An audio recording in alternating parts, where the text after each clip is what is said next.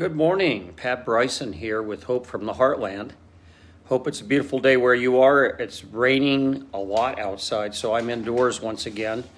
And looking this morning at Psalm 132, the 132nd chapter of the book of Psalms, verse 13 down through verse 18. For the Lord has chosen Zion, he's desired it for his dwelling place.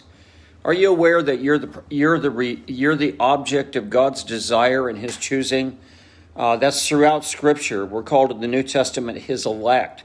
Here he's speaking of the people of Israel, and he says he's chosen Zion, that fortress city that David conquered that became symbolic of all of Israel. He's chosen Zion. Just reflect for a moment this morning that God's chosen you. That you're not an accident, you're not a mistake, the cosmic alignment just didn't happen and somehow you emerged, but you are chosen by God. For the Lord has chosen Zion. He has desired it for his dwelling place. Also in Scripture, God really desires to dwell with his people. He wants to not merely visit us, but he wants to have a home with us. He wants to cohabit with us. He wants to be in the midst of our lives. He wants a dwelling place.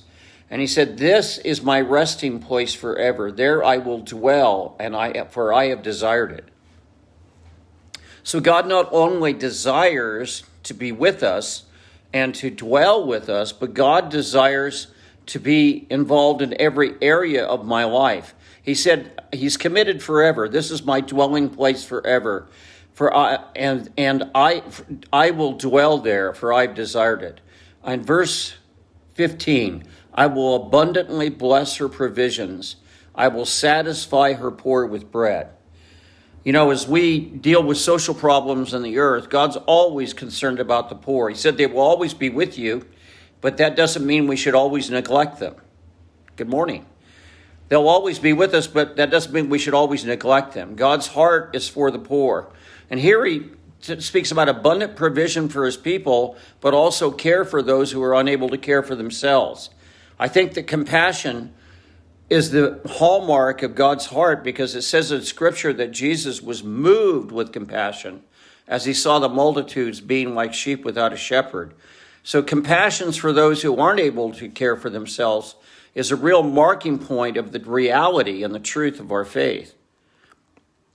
So I'll satisfy her poor with bread, and her priests I will clothe with salvation, and her saints will shout for joy.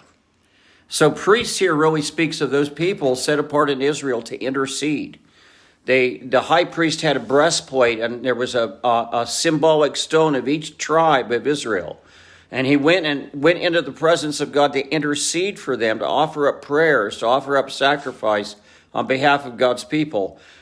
Intercessors today, people who receive the burden to pray and stand in the gap to pray for situations, circumstances, people, churches, businesses, cities and states and nations, how we need the priest. And he says, I'll clothe them with salvation, which is not merely that we get to have eternity with Jesus, but save us and deliver us over and over again. God's salvation is ongoing, delivering us and rescuing us again and again.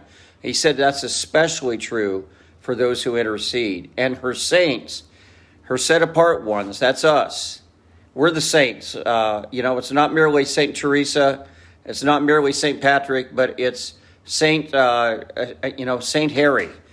Every one of us who are believers in Jesus are counted as saints. And her saints will shout for joy.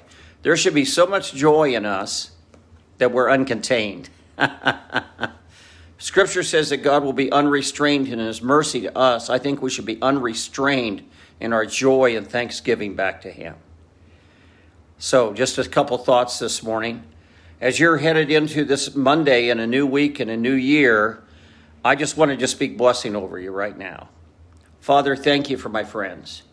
Thank you for each one. Thank you for their relationship with you. Thank you for how you're showing up in their life, how you're clothing them with salvation, how you promise to provide for them, how you want to release your compassions through them to those who cannot care for themselves. Lord, bless them, strengthen them, encourage them today. And I thank you for each one that has joined us today and will join us in Jesus' mighty name. Well, good morning to Tammy. Good morning to Jason, Drew Smith, the rest of you joining in today. Really grateful that you're with me. My phone number's up on top there, 816-830-8909. Please give me a call, shoot me a text. I would love to have a conversation with you. Love to spend some time praying with you for any situation that needs prayer. And I'd just like to talk to you. That would be really good. Also, you can get in touch with Kate and I, Pat and Kate Bryson at gmail.com. And there's information there for those of you who've been so generous as to partner with us. Have a marvelous day today. Give yourself permission to have just a ridiculously good day. After all, you're chosen and elected by God, and his favor is towards you. I'll talk to you real soon. Bye now.